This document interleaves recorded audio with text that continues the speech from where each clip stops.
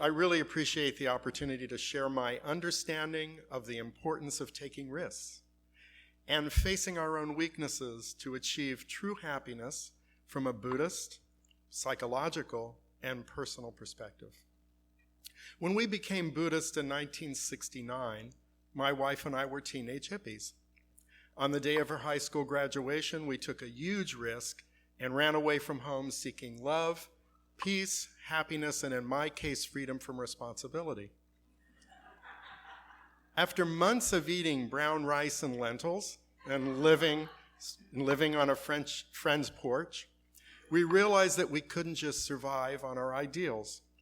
Buddhism seemed like the perfect solution. We could become happy and all our dreams would come true. I rarely thought to ask what happiness was.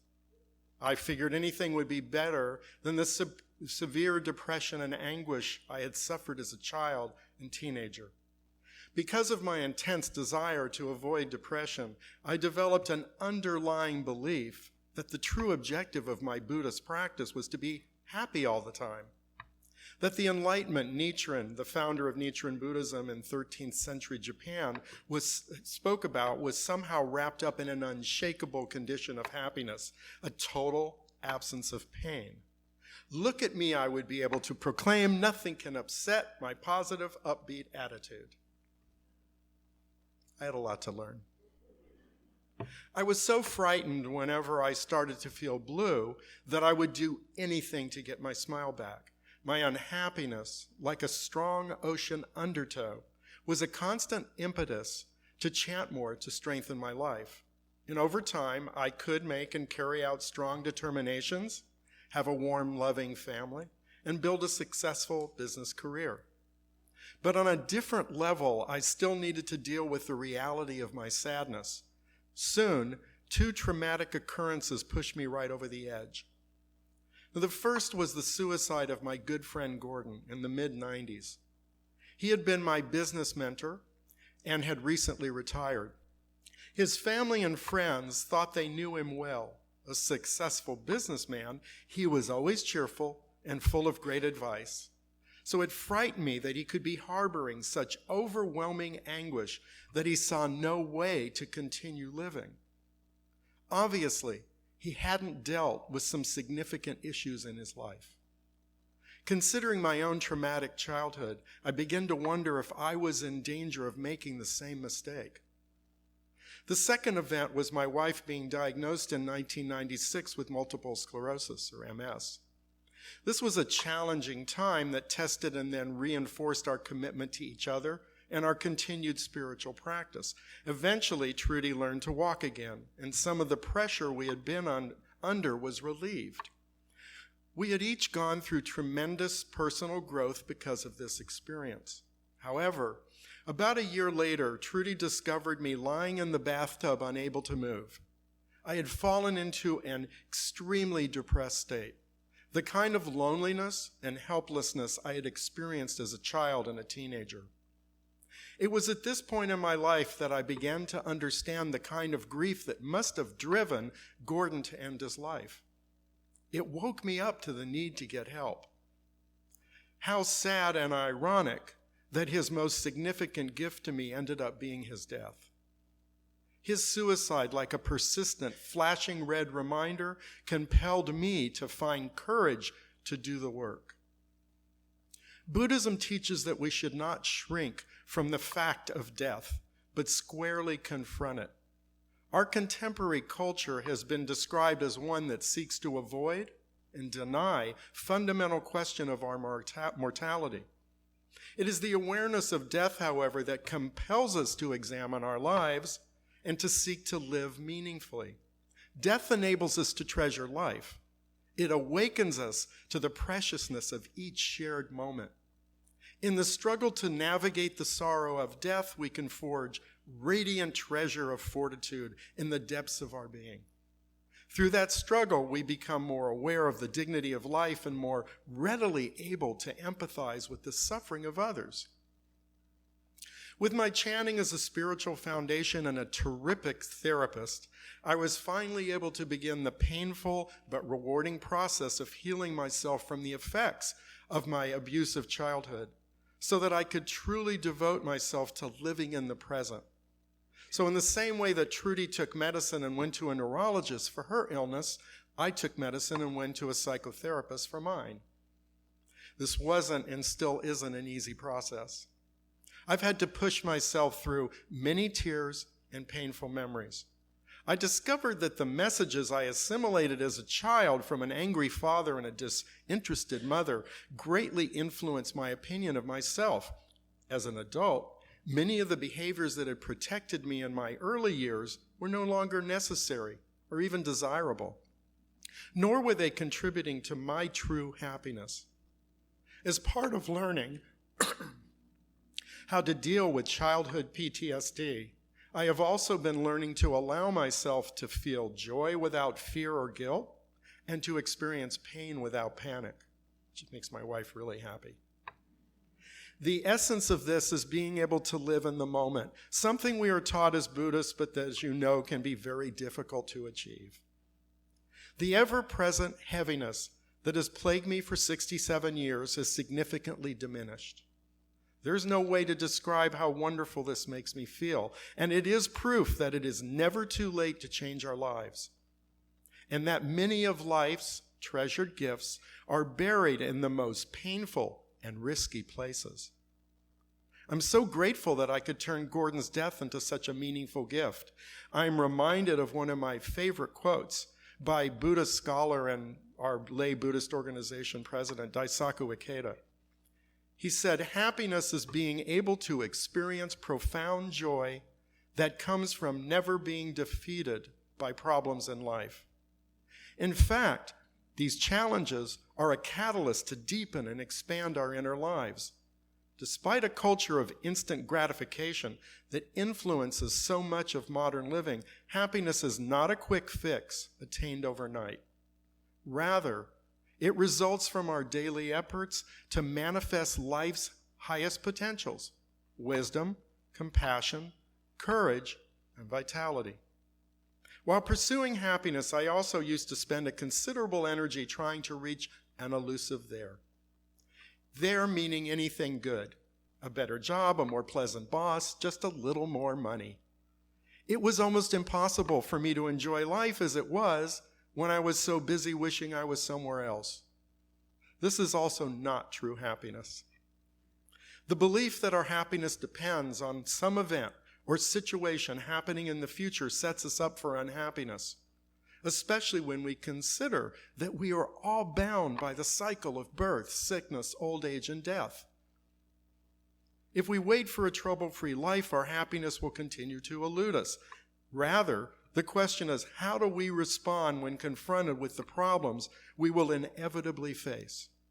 Eventually, I came to realize that true happiness is when I strive to do my human revolution, those efforts I make to overcome myself and to help others. While financial and material wealth is desirable, it is the nature of our attachment to it that can become problematic. In other words, does our attachment create value in our lives? Does it contribute to our own and other people's absolute happiness, or is it a lesser relative happiness? Through my many years of Buddhist practice, I've come to realize it is spiritual wealth, the inner treasures of the heart, that really guide us to true happiness.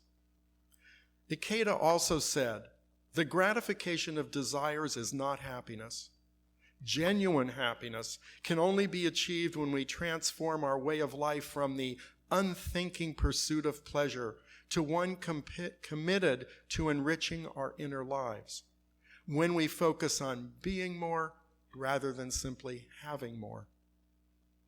In the 6th century, a Buddhist scholar in China, Tiantai, identified 10 worlds, 10 states or conditions of life that we experience within our lives, moving from one to the other at any moment according to our interactions with our environment and with those around us. These conditions, which are listed in your program on a little sheet of paper, if you want to get that out, easier to follow along probably. These conditions are hell, hunger, animality, anger, tranquility, rapture, learning, realization, bodhisattva, and Buddhahood. You're probably familiar with most of these terms. Each of us possesses the potential to experience all 10, from the prison-like despair and self-hatred of hell to the expansive joy and wisdom of Buddhahood. We each usually have one of these states that we revert to when faced with a stressful situation, right? You know some people that react to anger whenever there's any kind of challenge. Some people that get really, really depressed. Some people that become very animalistic, try to lord it over people that are weaker than them, and so on. Any happiness or satisfaction to be gained in the lower 6 worlds or states depends totally on unique external circumstances and is therefore transient and subject to change. And if we're not careful, risks taken while in these conditions of life will not have a positive effect. This is also not true happiness. The 7th and 8th states, learning and realization, which is what we're engaged in right in this moment, come about when we recognize that everything experienced in the 6 paths is impermanent, and we begin to seek some lasting truth. Seeking the truth implies going out of our comfort zone to experience personal growth. However, since these states are self-focused, there's still a great potential for egotism.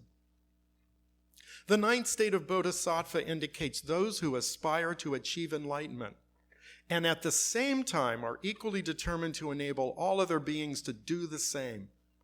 Those in this state find their greatest satisfaction in altruistic behavior. The risks we take to help others results in the deepest personal happiness. And it makes me think of your church's social justice committees, which every UU church that I speak at has. And I find it so inspiring. The state of Buddhahood, the 10th state, does not exist by itself. Regardless of what you may have seen of historical Buddhism, it is not represented in reality by a statue of Buddha or by just some individual who is an enlightened person. While we revere those people, those great teachers of any faith, we each have a Buddha nature. So it represents an ordinary person awakened to the true nature of life, one who experiences absolute happiness and freedom, not separate from, but within the realities of daily existence. In other words, within the other 9 conditions of life. It is characterized by wisdom, compassion, creativity, and life force.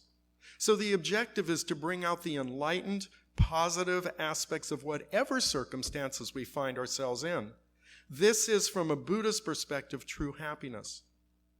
In other words, the condition of Buddhahood does not exist separate from our daily life. We can experience joy in a hellish prison, or transform our anger to engage in a risky but crucial fight against injustice. We don't need to be the victim of our circumstances. The revolutionary aspect of Nichiren Buddhism is that it seeks to directly bring forth the energy of this enlightened nature of a Buddha to purify the more superficial layers of our 5 senses, our subconscious, and our karma. It is how, in the words of Nichiren, we become the master of our mind rather than letting our mind master us. So for Nichiren Buddhists, we chant Nam-myoho Renge-kyo, as some of you probably remember. And that's the engine that enables us to reveal our Buddha nature.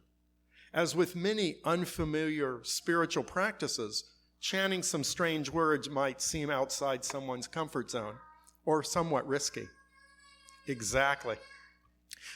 We're not quite ready to chant yet.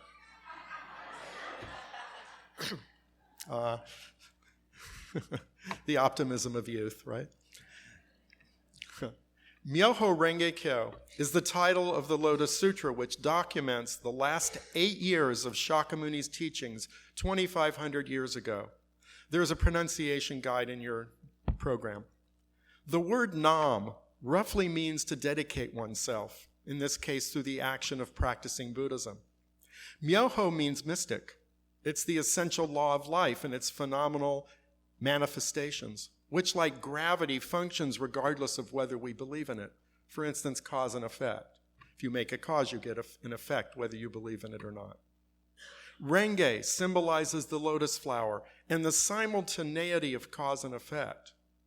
So for every cause, thought, word, or deed, we make, a corresponding effect is stored in our life as karma, even if it doesn't manifest itself right away.